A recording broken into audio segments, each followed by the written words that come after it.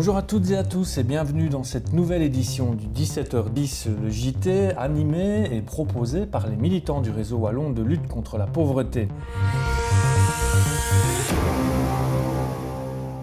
Nous nous retrouvons aujourd'hui pour le dernier numéro de notre série consacrée aux élections communales d'octobre prochain. Et pour cette dernière, bien sûr, il était incontournable de parler des CPAS tout en continuant à insister, bien entendu, sur le rôle des communes également dans la lutte contre les inégalités. Avec nous en plateau, Françoise et Olivier, tous deux militants du réseau wallon. Françoise, bonjour. Sur le rôle des CPAS, quelles sont les recommandations en fait du réseau wallon? Est-ce que vous avez quelques exemples? Ce qui est important pour les personnes qui sont amenées à aller au CPS, c'est d'être respectées vraiment dans leurs droits fondamentaux.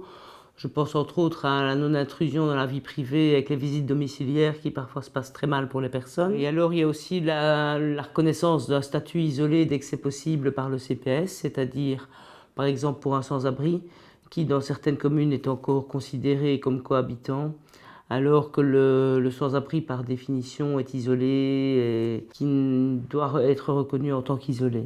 Et est-ce que les gens ont aussi des questions par rapport au respect de leurs droits? Il y a quand même pas mal de cas de CPS qui ne délivrent pas d'accusé de réception lors d'une demande d'un usager.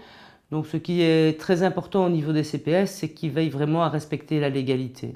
Olivier, bonjour. On l'a vu, donc le CPS a un rôle important à jouer, mais vous estimez également au réseau que la commune doit aussi jouer son rôle. Alors, comment la commune peut aussi être un acteur qui régule les inégalités? Mettre par exemple un élu ou une élue comme responsable de la suppression des inégalités dans toutes les politiques transversales qui sont faites par la commune. Pourquoi pas carrément le bourgmestre qui déciderait, pour telle politique, on fait attention à telle inégalité. Et mettre en place ça dans toute la commune de manière complètement transversale. Dans quelle matière est-ce que ce serait faisable en fait? Pratiquement toutes les matières, du logement, on peut parler de l'enseignement, les repas dans les écoles, la mobilité, vraiment toutes les branches qui sont prises en charge par la commune et qui ne sont pas prises en charge par le CPS, toutes les autres branches.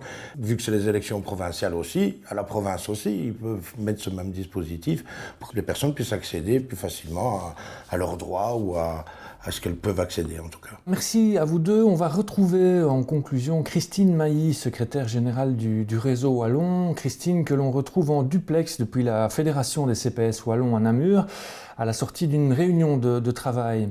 Alors Christine, bonjour. Votre message pour cette dernière émission consacrée aux élections, c'est le fait que les CPS, les communes doivent jouer leur rôle par rapport à la réduction des inégalités?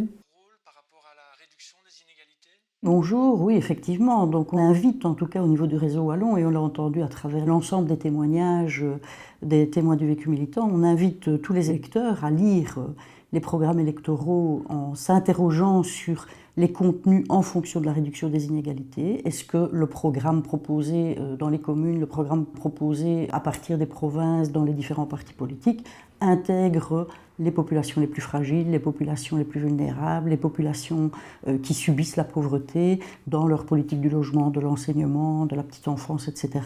Et on invite évidemment les candidats aux élections à souhaiter réaliser un tel programme. Et on sera au rendez-vous après élection pour aller voir sur les communes, dans les communes et dans les provinces, si les élus tiendront compte de ça et concrétiseront véritablement des mesures qui sont en faveur de la réduction des inégalités. Merci Christine Mailly et rendez-vous très bientôt pour un prochain numéro du 17h10 à l'occasion de la journée mondiale de lutte contre la pauvreté, le 17 du 10 bien sûr.